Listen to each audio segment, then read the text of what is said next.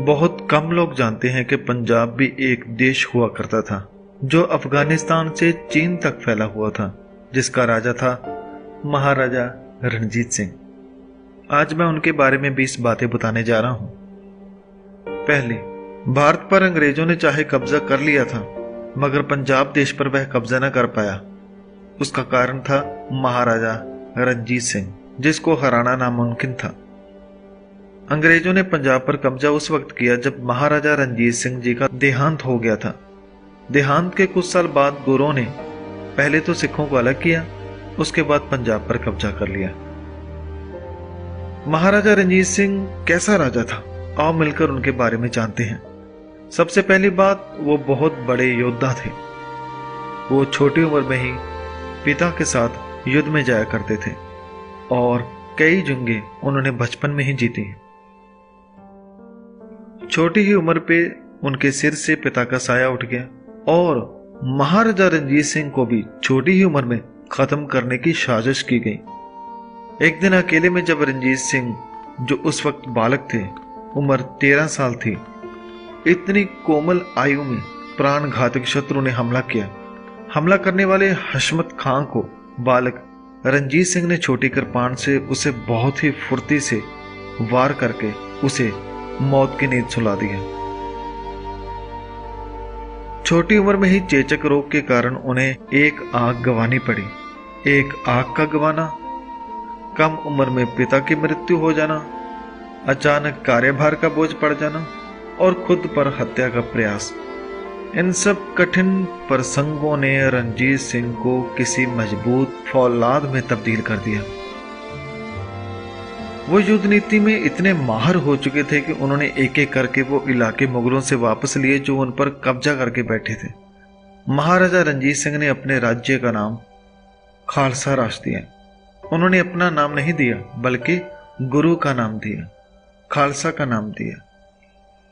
महाराजा रणजीत सिंह ने पंजाब पर विजय हासिल की, फिर अफगानिस्तान पर, कश्मीर पर, तिब्बत पर और चीन का कुछ इलाका भी अपने राज्य में मिलाया। भारत पर हमला करने वाले आक्रमणकारी जमन शाह दुरानी को उन्होंने महज 17 साल की उम्र में धूल चटाई थी। वह 21 साल की उम्र में पंजाब के महाराजा बन गए थे। महाराजा रणजीत सिंह का एक असूल था कि जहां भी हमले करते थे वह इलाका जीतकर भी शत्रु को मारते नहीं थे। वह अपने शत्रु को बदले में कुछ न कुछ जागीर दे दिया करते थे ताकि वह अपना जीवन निर्वाह कर सके।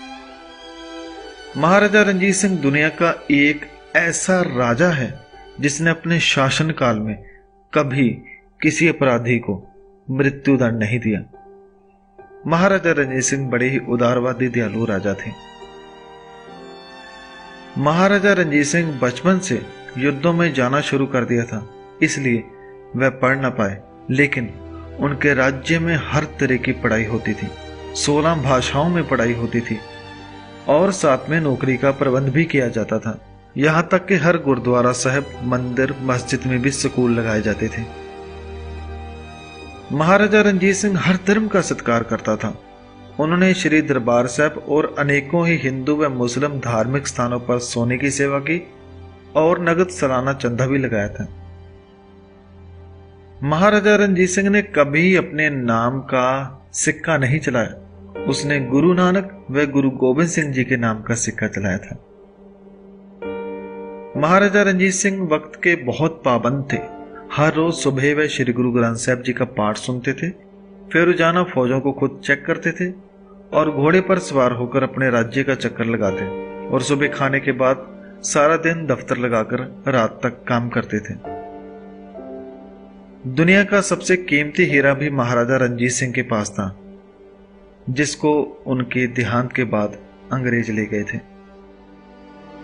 महाराजा रणजीत सिंह के राज्य में न केवल सिख बल्कि हर धर्म के लोग थे और तो और हर देश के लोग थे। उनकी फौज में बहुत से गोरे अफसर भी थे। महाराजा रणजीत सिंह के इलाज के लिए वैद्यों के अलावा डॉक्टर भी रहते थे जो अंग्रेज थे। महाराजा के सैनिक दल में कैप्टन वैड काम करते थे। वह लिखते हैं कि महाराजा रणजीत सिंह की याद शक्ति बहुत तेज थी। वह 10 से 12 हजार गांव के नाम और उनके इतिहास के बारे में बड़ी अच्छी तरह से जानते थे। महाराजा रणजीत सिंह ने कभी अपने लिए तख्त नहीं बनवाया, वह एक कुर्सी लगाकर ही बैठते थे। उन्होंने कभी भी बड़े होने का अभिमान नहीं किया, वह सदा वाहिगुरु के शुक्र में रहते थे। महाराजा रणजीत सिंह ने जो विशाल शक्ति खड़ी की वह 1939 में दूसरे विश्व युद्ध के समय ब्रिटिश सैन्य शक्ति के बराबर थी। इसमें 52,000 पैदल, 31,000 घोड़सवार, 384 भारी और 400 हल्की तोपें थीं। इनकी दूरदर्शी नीति के कारण भारत के पश्चिमी सीमा पर सैकड़ों वर्षों से हो रहे मुस्लिम आक्रमणों पर पंजाब ने रोक लगा दी थी। महाराजा रणजीत सिंह ने अपने राज्य का प्रबंध, आर्मी का प्रबंध, पढ़ाई और सरकारी अदारों के इस तरह से चलाया कि विदेशों से आने वाले खोजी, लेखक और आर्मी अफसर भी लिखते थे कि पंजाब हमारे यूरोप के देशों से बहुत आगे है। दोस्तों, इसकी और जानकारी के लिए आप खुद किताबें पढ़ सकते हैं जो नेट पर मौजूद हैं।